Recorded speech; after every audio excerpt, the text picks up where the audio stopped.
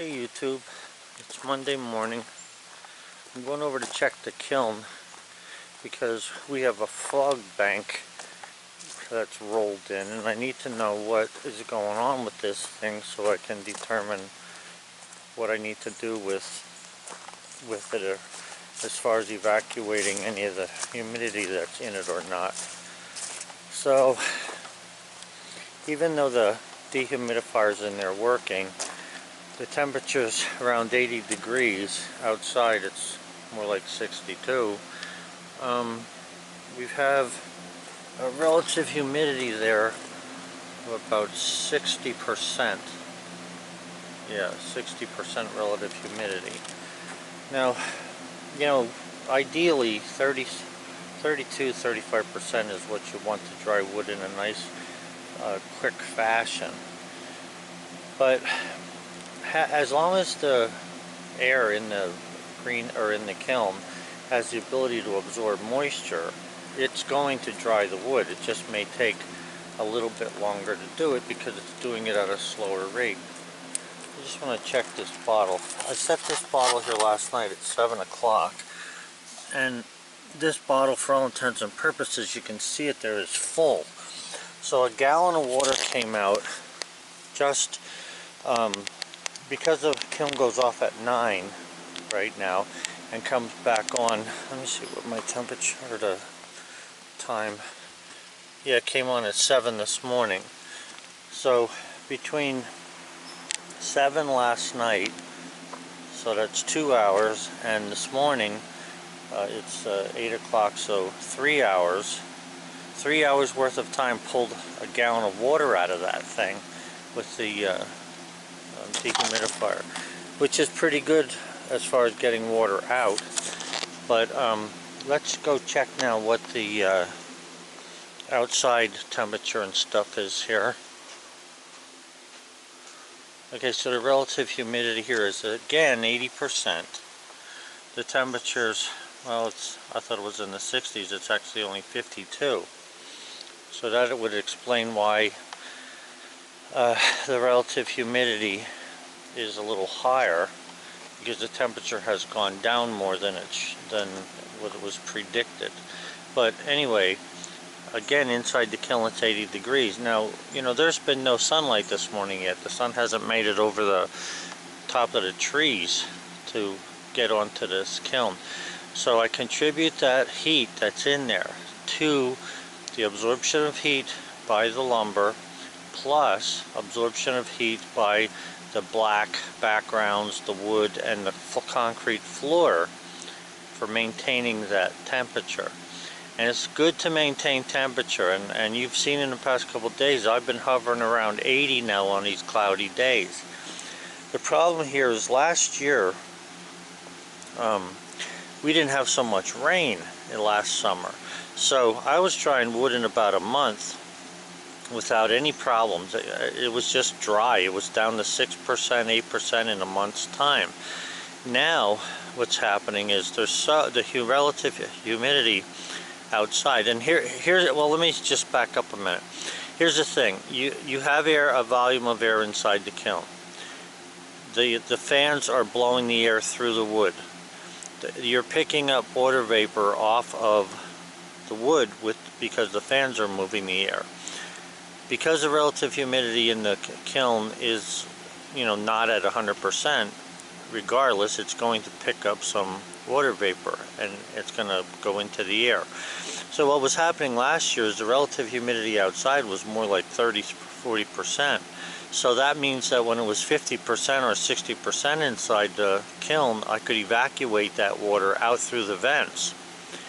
Now, with the relative humidity at 80% over there, I can't evacuate this, because if I try to, it's going to pull more humidity in than what it takes out. Okay, because I mean, really, to blow air out of something, air has to come into something. You can't have a vacuum here, so and it's not going to happen. So we get air infiltration. Now, on a day like today, and the way the humidity is, I'm just going to have to be satisfied that as long as I'm around 60%, which is not where I want to be, but as long as I'm at 60%, I still have the ability to absorb moisture into the air. I still have the ability to get water out of the kiln by using the dehumidifier. Now somebody had asked me, can you put another dehumidifier in? Yeah, you can, and that would definitely help.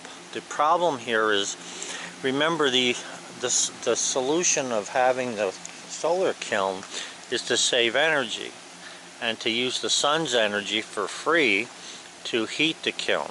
Okay, that's part of the deal. The other night I had made a comment about making a thicker slab underneath the concrete, or underneath the floor here, to try and get this thing to retain more heat. I was thinking to myself, and you gotta remember, I'm of the age group where we just have different opinions about things. So whenever I hear about a rocket stove or a rocket mass heater, I start thinking about hippies. Okay, and as soon as I think about hippies, I negate whatever they've said so I can go on without being bored. However, in this case, what if I had a barrel, an old barrel heater with pipe going, like maybe 2 sets of stovepipe going through concrete, poured concrete around them, and have them vent like up through here somewhere, so that they were high enough that they would have enough draft to pull the smoke from the wood heater out through. I'm wondering how well that would work to heat this kiln. It's not free exactly, because it's going to be costly to make that thing, but at the same time, I mean, I've got all the wood I need. Every time I cut, I have firewood.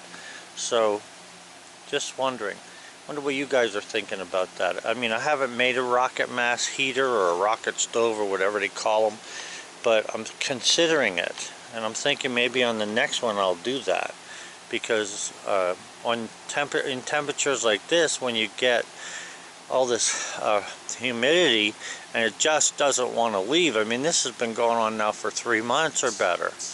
So I'm just considering maybe a wood stove on the outside, run ductwork from the stove down through, and let it do its thing. Now there may be a more efficient way of doing it rather than that. Maybe the stove should be an entire concrete mass that you can build a fire in and just let it go that way. I'm not sure.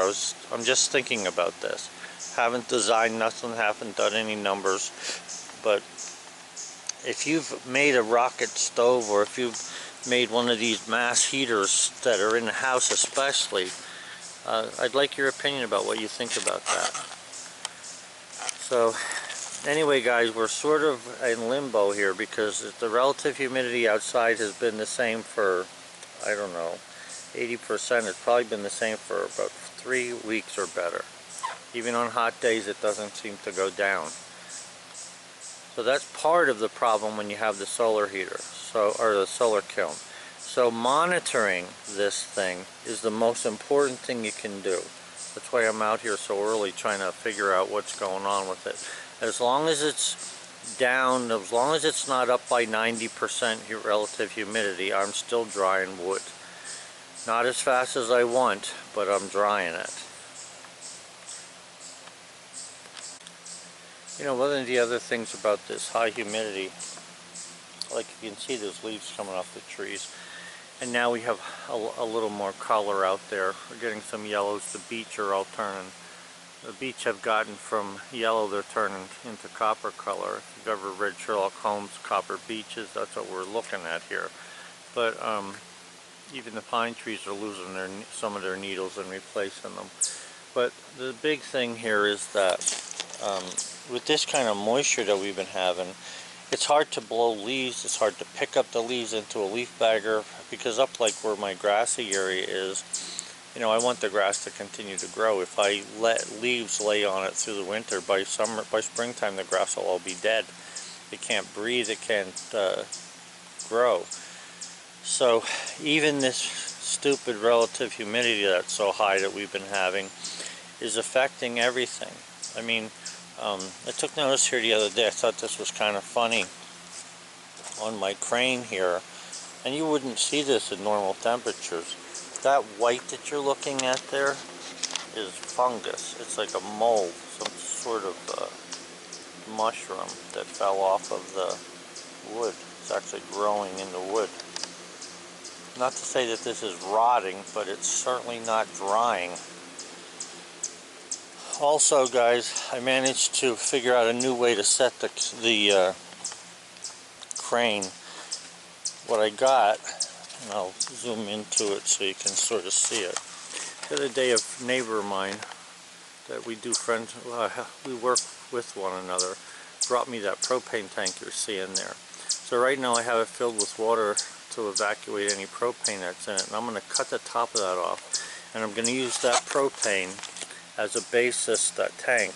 I'm going to bury it in here, surround it with concrete, fill part of it with concrete, and then I'm going to build a wheels for around the crane to be able to fit in it and spin in that 15-inch circle. A 12-inch circle would have been ideal. I just can't come up with anything, so we decided to go with that. So that's something you'll be seeing in the next couple weeks, as long as this thing dries up. I mean, I don't really want to be digging in the mud, and right now the ground is saturated around here. It really is. It's saturated. It's nothing but mud yet, even though it hasn't rained. It hasn't rained now for about a day and a half at least, but it's still, I noticed that even our cars, like I never have a problem starting electronic ignition anymore, and when I go to start the car it's grinding and grinding because the water vapor is forming like dew point on the inside of stuff, so the electronics are even being affected by it in the car. Guys, I hope you're having a good fall. I know the weather has been weird, and hopefully this will change soon, but I'm just worried by the fact that it's October already and there's not a lot of time left for the ground to dry. The drying conditions outside are very poor. Good for some things, bad for others. I mean, I've seen plants growing this year that never grew before. All kinds of different little things, especially mushrooms. When I was in the woods with Bullseye, you know, I'm seeing mushrooms all over the place, and they're huge, like the size of your fist or bigger. So anyway, drying lumber can be a headache, especially if you don't have all the controls in place to make things happen. And like I was saying, you know, part of the solar kiln was to do dry lumber inexpensively or cheaper than what like the big guys do, and still end up with a quality product. We are going to have that, and sometimes having moisture in there and drying it very slowly is actually better for the wood, but it's also nerve-wracking because you want to get more wood in and replace this with other wood. Have a good one.